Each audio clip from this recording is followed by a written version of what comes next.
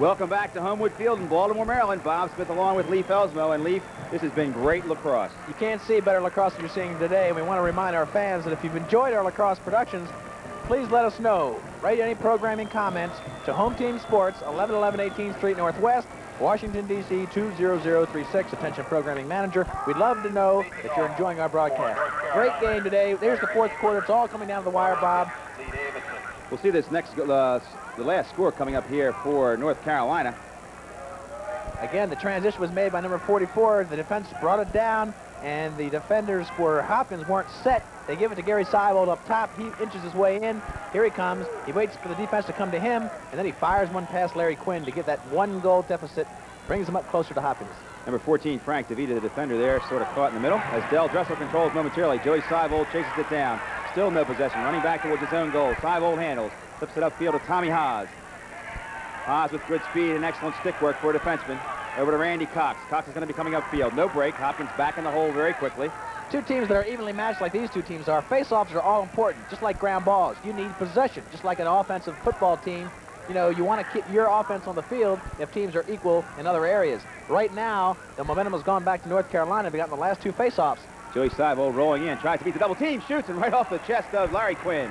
Here comes Krummenacher. Krummenacher has a slash, picks up the slash, and there will not be a delayed call because it was basically in what we call a backcourt foul in basketball. It was on the defensive end of the field. You talk about fatigue. Randy Cox is the one that made the slash. He was very tired because he just made the clear from his defensive end of the field. He came all the way up. The ball, again, came back. He had to make a last-ditch save. Watch, here he is, real tired. Randy Cox, watch him. He'll reach out with a long stick, try to make the check. He's just too tired. He lunges out and hits him right in his head. That's Krummenacher. If you hit the player in the head, in the neck, in the face, that's a slashing penalty, good for 1 minute in the box. This will be Johns Hopkins' third extra man opportunity. They're 1 for 2 so far. Another look at it right there, Krummenacher. You've got to back make on the side. Excuse me, Leif. Good, sharp, crisp passes. What you want to do is take your 6-man, work against 5 defenders. Good, sharp, crisp passes. Make them slide, get the opening, and get a good shot off. Hopkins now down and back into the circle. He's got a man from behind. Quickly, it's Tucker. They go back door. Dressel can shoot from there. He shoots and scores. Del Dressel showing you why he is first-team All-American. He's only a sophomore, but boy, can he play this game of lacrosse. Good, well-conceived play. You see the feed go all the way across the plane of the goal against this defense, and that's where the opening is. Dressel feels the heat. He reverse rolls, comes around for the right hand, and Mealy again. The problem with that unorthodox style is that once he makes a lunge, watch Mealy make a lunge. Dressel comes around. Now watch Mealy, the goalie. He comes off his feet. Right away, he guesses high, and the ball goes low. No way he can change the direction of his saving of his stick. Boyd Harden got a check in there, but it wasn't enough to stop Dressel from shooting. It's Davidson against McCambridge. No control. And a couple of pushes in there. A little loose ball shoving going on. Still no possession. Rolling back out. Here comes Hopkins. They'll go back to their own goal to Larry Quinn and set up their clear from the end line. Del Dressel's second goal of the game. Hopkins leads 10-8. We've got 13 minutes and 38 seconds remaining in this ball game. And it's everything it was billed to be. Quickly up to number 47, Frank DeVita. He's in a little bit of trouble. They'll go back to DiTomasa. Quinn will break back behind the goal. Martinella trying to shut off Quinn. No rush here for the clearing team. What you'll see them do is the riding team will let them make the first pass, then they'll collapse on the man and try to take the ball away from him. Long pass all the way over to Tucker.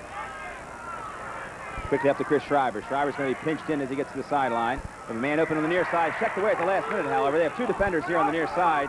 Now back to Tucker. Tucker's just going to leg it across. A little bit of a roll dodge here. He'll get in easily as Mac Ford cannot go offside.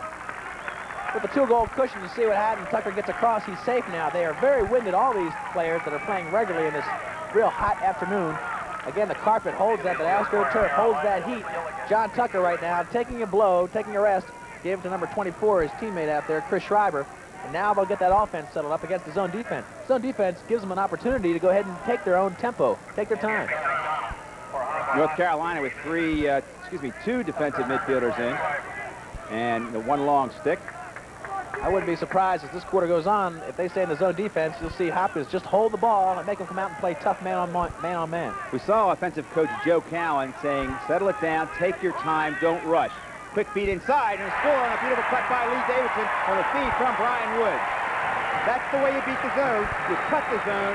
You don't try to shoot from outside on it. Hopkins has the 3-goal lead for the first time today. They lead 11-8. Lee Davidson, the junior face-off specialist. Davidson right there, you see him on the screen. He's the guy that ran off 6 straight face-offs to bring Hopkins back and get him in charge. Now watch Davidson come right down the crease on the left side of your screen. There he is. He sneaks in between 3 different defenders, and Mealy has no chance to save it at that point. All he has to do is catch the ball and misdirect it, or redirect it, that is, into the goal. Davidson has equaled his total